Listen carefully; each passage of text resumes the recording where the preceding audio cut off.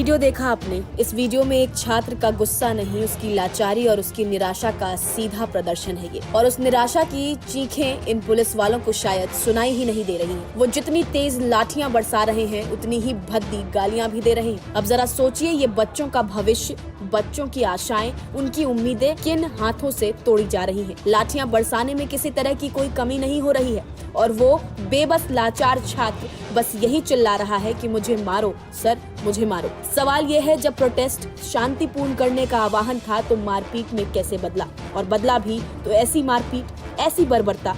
ये कैसा सिस्टम है जहां देश के भविष्य को लाठियों से तोड़ा जा रहा है। पहले जरा ये वीडियो देखिए।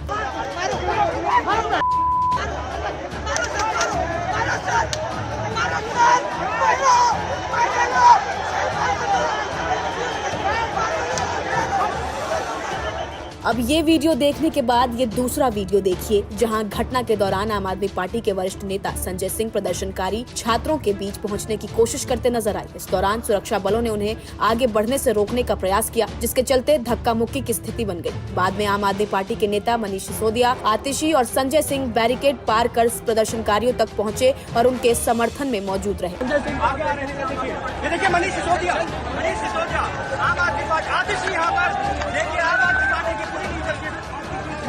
आगे बढ़ रही है, ये देखिए आम आदमी पार्टी की।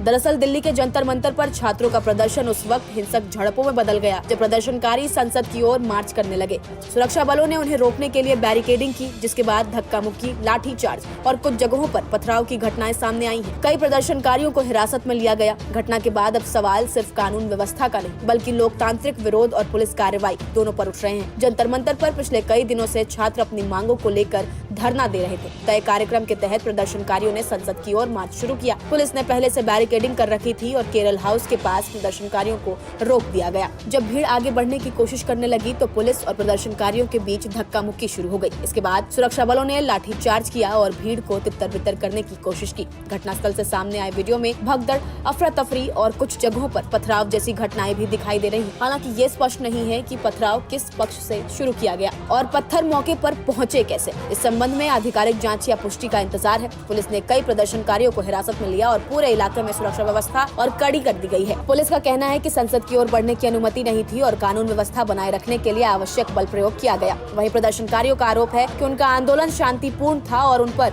बिना पर्याप्त चेतावनी के लाठीचार्ज किया गया। उनका कहना है कि उनकी आवाज दबाने की कोशिश की गई। घटना के बाद सोशल मीडिया पर भी तीखी प्रतिक्रियाएं देखने को मिली। कई लोगों ने सवाल उठाया कि अगर प्रदर्शन कई दिनों तक शांतिपूर्ण रहा तो अचानक हालात कैसे बिगड़ गए। कुछ पोस्टों में ये भी पूछा गया कि पथराव में इस्तेमाल हुआ पत्थर घटनास्थल तक पहुंचा कैसे। हालांकि इन दावों की स्वतंत्र पुष्टि नहीं हुई है। विपक्षी दलों ने पुलिस कार्रवाई पर सवाल उठाए हैं, जबकि सरकार और पुलिस का कहना है कि कानून तोड़ने की किसी भी कोशिश को सख्ती से निपटा जाएगा। जंतर मंतर से शुरू हुआ ये प्रदर्शन अब लोकतांत्रिक अधिकार, कानून व्यवस्था और पुलिस कार्रवाई के बीच बहस का विषय बन चुका है। एक तरफ छात्र अपनी मांगों को लेकर सड़क पर हैं, तो दूसरी तरफ सुरक्षा एजेंसियां संसद की सुरक्षा और सार्वजनिक व्यवस्था बनाए रखने की जिम्मेदारी का हवाला दे रही हैं। अब सबकी नजर इस पर है कि जांच में पथराव और हिंसा की जिम्मेदारी किस पर तय होती है और प्रदर्शन को लेकर आगे क्या फैसला लिया जाता है। फिलहाल जंतर मंतर और संसद मार्ग के आसपास सुरक्षा के कड़े इंतजाम किए गए हैं। पुलिस पूरे मामले की जांच कर रही है। पथराव, लाठीचार्ज और हिरासत में लिए गए प्रदर्शनकारियों को लेकर आधिकारिक जानकारी का इंतजार है। जैसे जैसे जांच आगे बढ़ती रहेंगी,